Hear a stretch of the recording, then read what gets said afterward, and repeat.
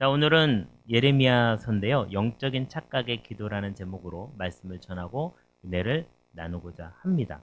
우리가 어떤 일을 할 때 착각할 때가 있죠. 제목을 착각할 때도 있고, 내용을 착각할 때도 있고, 어떤 상황을 착각할 때도 있습니다. 그래서 이런 상황 속에서 우리가 기도를 드리고, 그리고 그것이 나의 뜻대로 됐을 때 나는 그게 응답받았다고 잘못 착각할 수도 있습니다. 제가 아는 어떤 사모님이 계신데 이 사모님이 어느 날 전화를 받은 거예요. 언니한테 돈이 필요하다고. 그래서 그 언니한테 돈을 빌려주기 위해서 막 고민을 하다가 어떻게 어렵게 돈을 빌려서 보내드렸는데 사실은 그 사건은 보이스피싱을 당한 거였어요. 그래서 자신은 돈을 빌리면서 돈이 잘 안 빌려지니까 막 기도를 하면서 돈이 빌려지니까 너무 좋아가지고 응답받았다면서 빌려줘서 했는데 결국은 보이스피싱범한테 돈을 빼앗기게 된 거예요. 그러고 나서 멍하니 큰 충격으로 가만히 있다가 이거 어떻게 처리해야 될지를 몰랐던 거예요. 그래서 나중에 저한테 목사님 이런 일이 있었어요 라고 말씀을 하시더라고요. 여러분에게 그런 일이 있으면 안 되지만 혹시 그런 의심되는 일이 있으면 저한테 빨리 전화를 거시기 바랍니다. 저희가 아내가 그런 일을 해요. 보이스피싱 신고부서에 있어요. 그래서 그런 일이 생겼을 땐 어떻게 해야 되는지, 그런 유사한 일이 있을 때는 어떻게 대처해야 되는지 나오는데 뭐 그냥 대부분은 그런 일이 있을 때는 전화를 끊으시는 게 제일 좋습니다. 가족들과 확인하고 일을 진행하셔도 늦지 않습니다. 그래서 오늘 어떠한 영적인 착각으로 인해서 어떠한 기도를 하고 어떠한 응답을 받다고 착각하는지 한번 같이 보도록 하겠습니다. 저기 두 남녀가 나와 있죠. 두 남녀는 아마 부부라고 생각이 돼요. 그런데 두 남녀에 보니까 하트가 깨졌죠. 자신들의 사랑이 깨어진 것입니다. 자, 사랑이 깨어졌을 때 저 두 사람이 부부라는 사실은 관계는 변동이 있습니까? 없습니까? 없어요. 법적으로 묶여져 있기 때문에. 법적으로 묶여져 있지만 친교는 어떻게 되죠? 교제는 어떻게 되죠? 없는 상태가 되겠죠. 싸웠으니까 서로 말을 안 하고 싸웠으니까 서로 필요한 걸 도와주지 않는 상태가 됩니다. 그래서 우리가 인생을 살아가는 데 있어서 관계는 있지만 교제가 없는 사이가 있을 수 있다는 사실이에요. 아버지와 어떤 오해가 있어서, 어머니와 어떤 오해가 있어서, 아들과 딸과 어떤 오해가 있어서, 주변에 있는 사람들과 오해가 있어서 관계는 있지만 교제가 전혀 없는 상태가 진행될 수 있다라는 사실입니다. 자, 여러분은 하나님을 믿기로 결정했죠.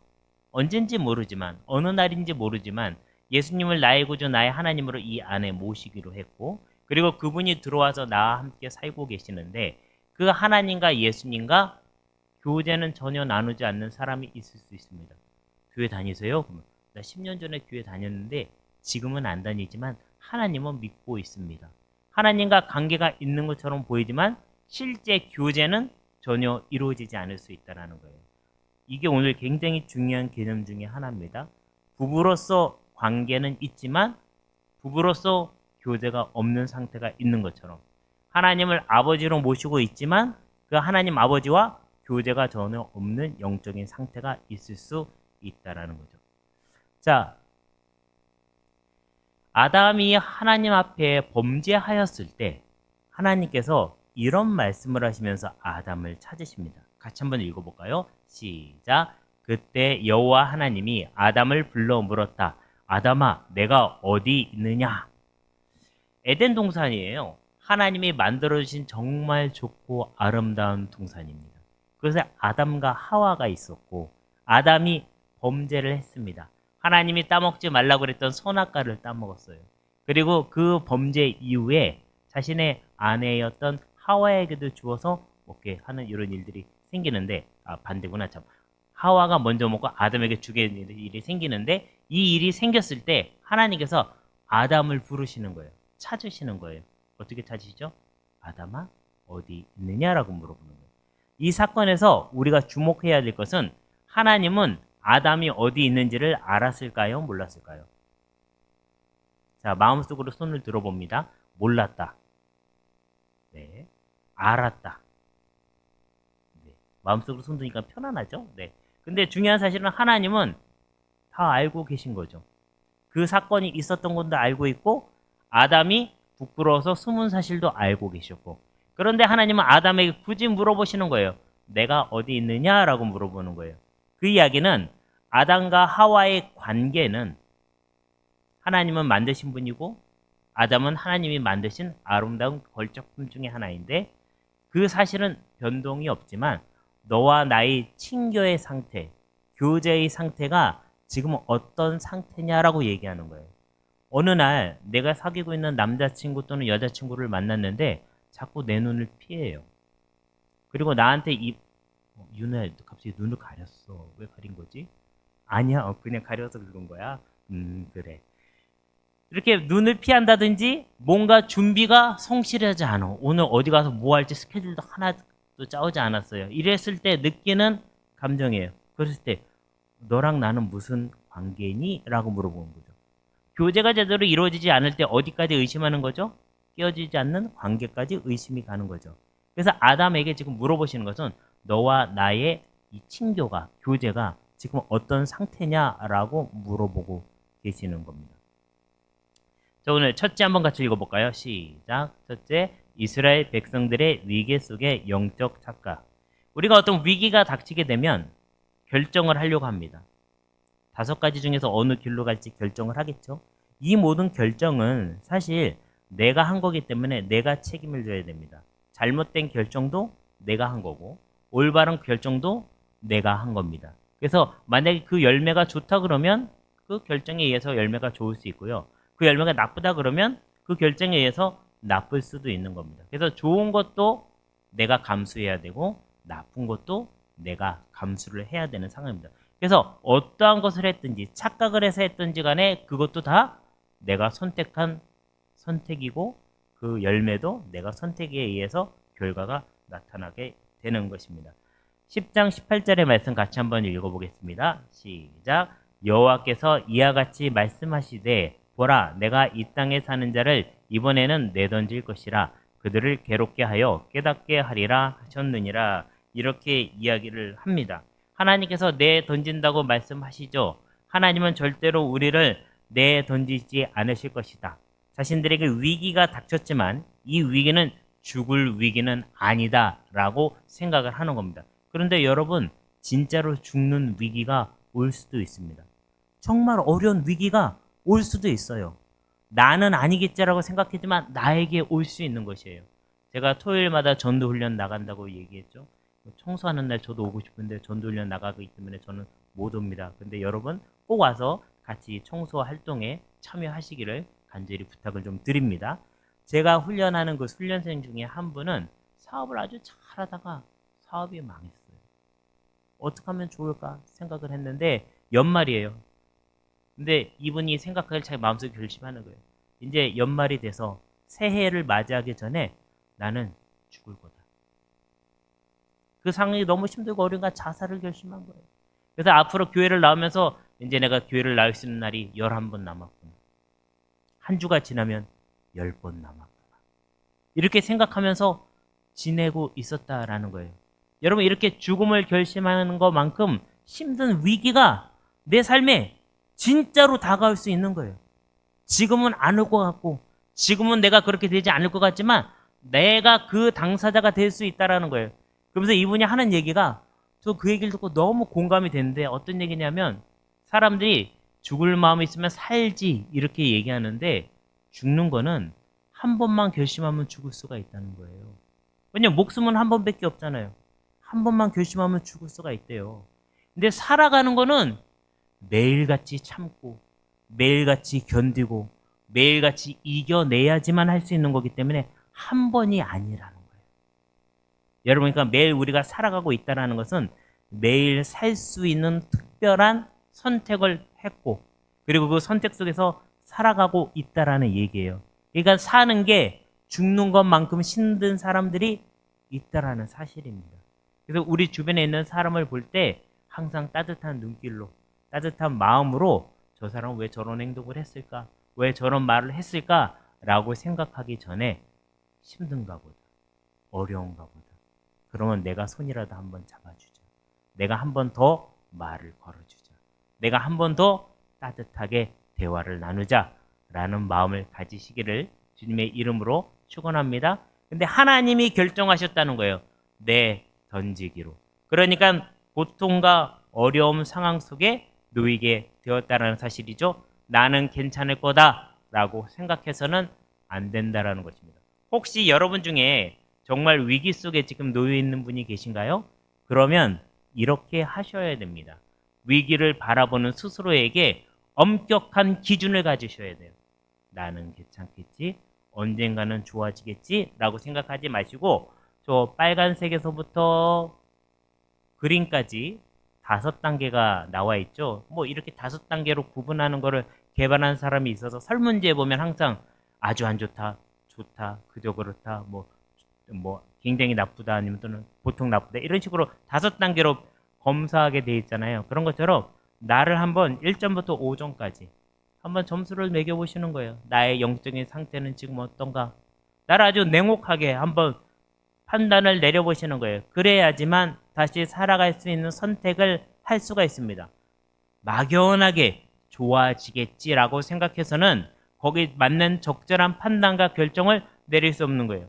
이스라엘 백성들의 착각은 하나님이 나를 봐주시겠지. 이거는 죽지 않겠지라고 생각하는 거예요. 진짜 죽을 수도 있는 거예요. 왜냐면 하나님이 그렇게 결심하셨기 때문에. 그래서 여러분 그 일에 대해서 냉혹하게 판단을 내리시기를 바랍니다. 다른 사람이 하는 얘기가 있어서 만약 기분이 나쁘고 마음이 불편해졌다 그러면 그거는 지금 내 현 주소가 그럴 수도 있다라는 거예요. 그래서 여기에서부터 다시 시작하지 않으면 나는 다시 일어설 수가 없습니다. 둘째, 같이 읽어볼까요? 시작. 하나님과 백성 사이의 예레미야의 착각. 자, 지금 이 사건은 하나님께서 내던지기로 결심을 하셨고 이스라엘 백성들은 정말 하나님이 그렇게 하시겠어 라고 생각을 하고 있는 것이고 이걸 전하는 건 예레미야가 전하는 거고 그러니까 하나님은 결심을 하셨고 백성들은 아닐 거라고 생각을 하고 중간에 낀 예레미야는 상당히 곤란하겠죠. 그래서 이 예레미야는 어떤 마음이었을까라고 한번 살펴보게 되는 거죠. 자, 말씀 한번 읽어보겠습니다. 10장 19절입니다. 시작. 슬프다 내 상처요 내가 증상을 당하였도다. 그러나 내가 말하노라 이는 참으로 고난이라 내가 참아야 하리로다. 자, 우리가 당하고 있는 증상이 있고 그로부터 우리가 이렇게 회복이 돼야 되는 상황이 있는데 이것이 우리에게 참으로 고난이 되었다라는 것이죠. 근데 이 이야기를 누가 얘기하고 있냐면 예레미야가 얘기하고 있어요. 자신은 이스라엘 백성들에게 하나님께서 던질 거를 결심하셨고 그 상황을 전하고 있는데 이스라엘 백성들은 막연하게 하나님이 구원해 주시겠지라고 생각하니까 이 사회에서 상당히 고민이 많이 되고 있는 것입니다. 그래서 이 예레미야는 백성들에게 그래도 막연하게 갖고 있었던 생각이 뭐냐 하면 하나님의 말씀인데 그래도 변화가 일어나겠지라고 생각한다는 거예요. 대한민국에 있는 많은 교회의 담임 목사님들이 설교를 하시면서 상처를 많이 받으신다고 그래요. 상처를 받는 아주 큰 이유 중에 하나는 내가 이렇게 설교를 열심히 준비해서 말씀을 전했는데 성도들은 왜 변화가 일어나지 않을까라는 상처를 받으신다는 거예요. 예레미야도 똑같은 상처를 받았을 것입니다. 말씀을 전하면서 왜 저들은 변화받지 않느냐? 예. 그런데 여러분 사실 진정한 변화는 어디에서부터 시작이 되는 건가요? 각자의 삶 속에서 시작이 되는 거죠. 이 168시간 중에 1시간을 말씀을 전했다고 해서 그 말씀으로 사람들이 변화된다 그러면 이 세상에 멸망당할 사람은 아무도 없을 것이고 학교 교육이 절대로 실패하지 않을 것이죠. 그럼에도 불구하고 어렵고 힘든 상황이 펼쳐진다는 것은 잠깐의 시간으로 몇 마디 이야기를 듣는 것으로 변화가 일어나지 않는다라는 거예요. 그것이 하나님의 말씀이다 할지라도 사람들은 떠난다라는 얘기예요. 그러니까 이것으로 변화가 일어날 거라고 생각하는 예레미야 자체는 그걸로 인해서 어려움을 당하고 있다라는 것이죠. 지금으로 따지자면 예레미야는 이런 상태가 된 거예요. 마상을 입은 거예요. 마음의 상처를 입게 된 겁니다. 우리가 마상을 입을 때는 왜 입죠?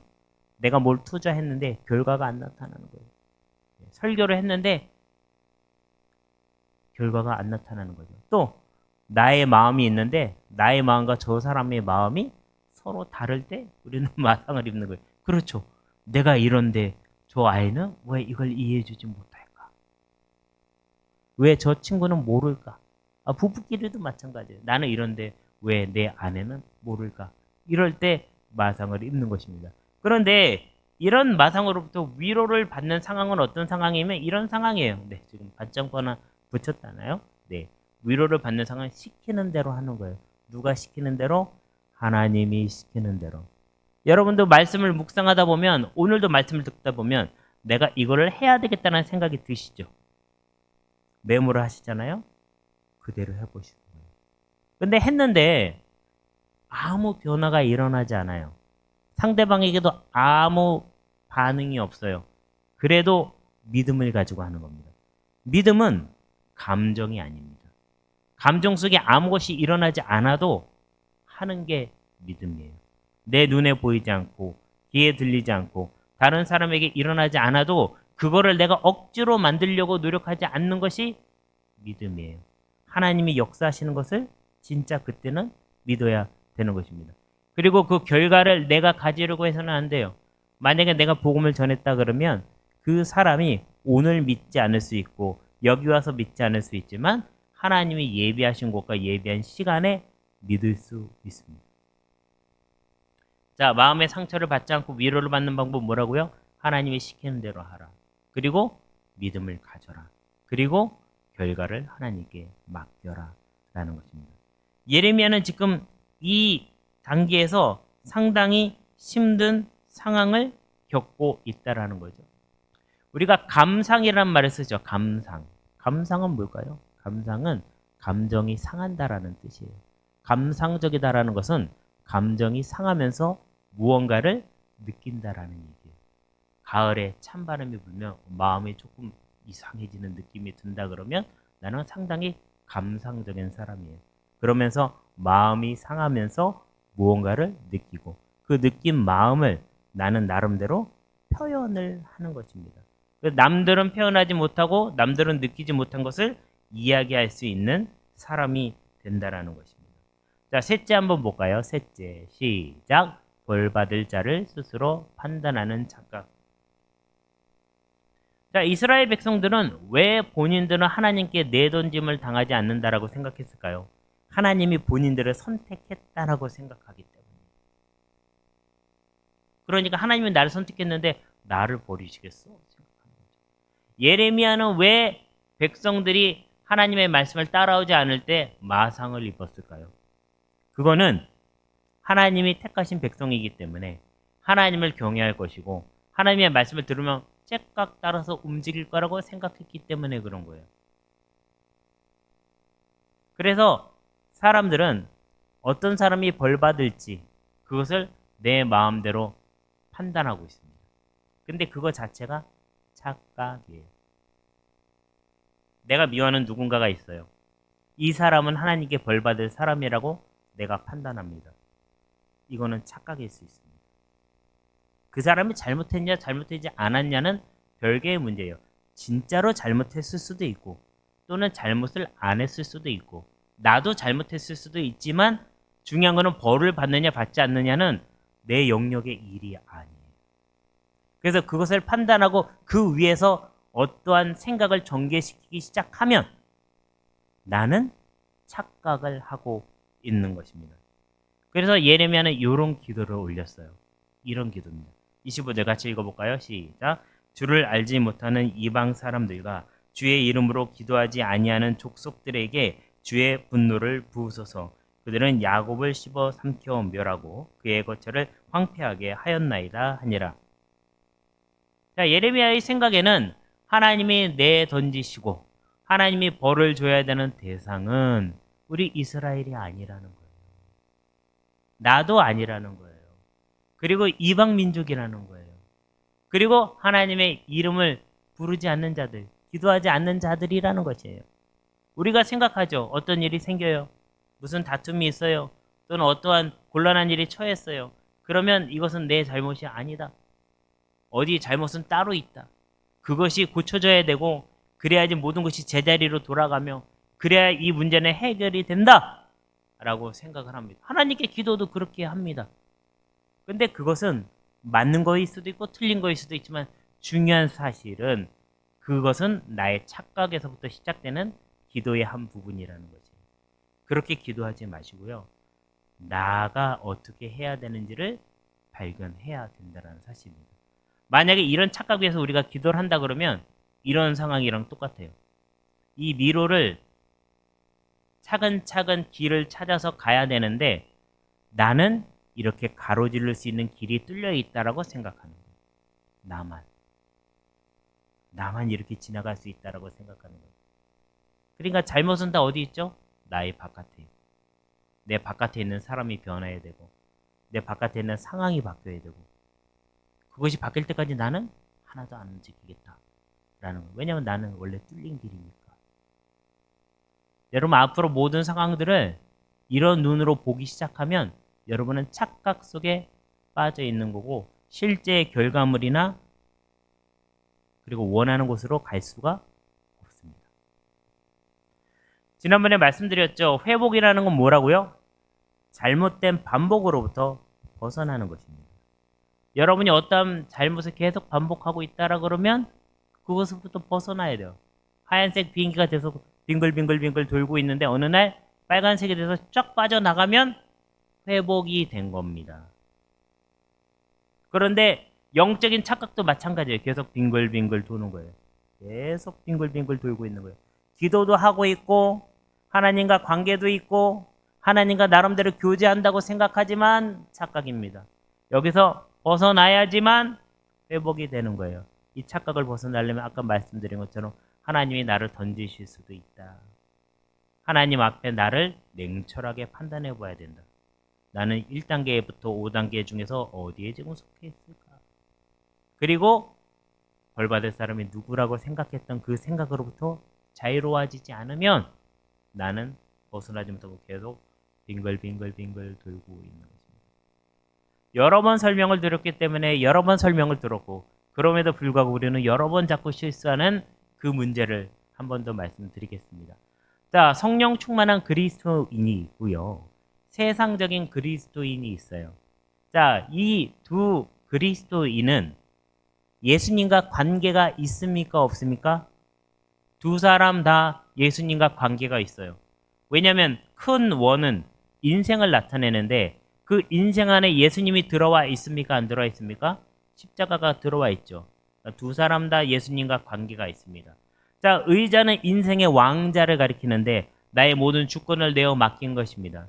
왼쪽의 그림, 이제 여러분이 볼 쪽에는 오른쪽이겠죠. 네, 오른쪽에 있는 그림을 보면 왼쪽인가요? 여러분에게도? 왼쪽이구나. 네. 왼쪽에 있는 그림 보면 인생의 왕자에 누가 앉아있죠?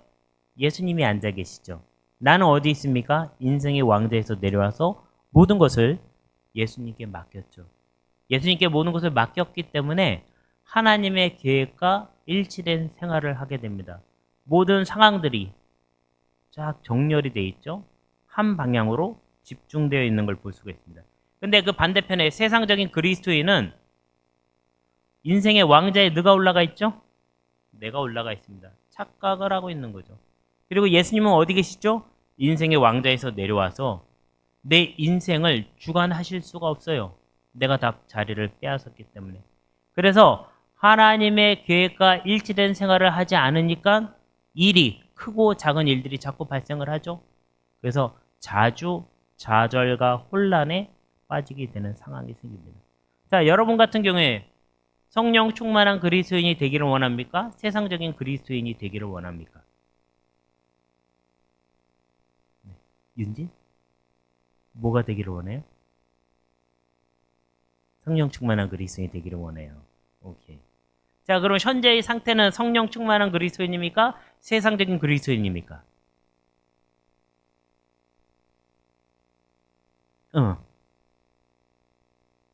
곤란할 때 뭐 중간 이렇게 대답해도 되고. 자, 옆에 앉은 우리 유진이. 자, 본인의 현재 상태는 성령 충만한 그리스도인입니까? 세상적인 그리스도인입니까? 중간. 중간은 그냥 세상적인 그리스도인이겠죠? 중간이라고 얘기한 이유는 뭘까요? 세상적인 그리스도인이야? 그래도 성령 충만할 때도 있잖아요. 그렇죠? 이게 좀 유진이가 하고 싶은 말이 뭔지는 알 것 같아요. 가끔은 성령 충만하고 가끔은 세상적인 그리스도인인 것 같은 본인의 올라갔다 내려갔다 하는 상태를 이야기하는 것입니다. 네, 우리 훌륭한 교회 오빠 모성영재? 네, 네. 본인의 일주일 동안의 생활을 이렇게 생각해 봤을 때 성령 충만한 그리스도인과 세상적인 그리스도인 일주일은 7일이죠. 네. 몇 대 몇일 것 같아요? 며칠은 성령 충만했고 며칠은 세상적인 그리스도인이었습니까?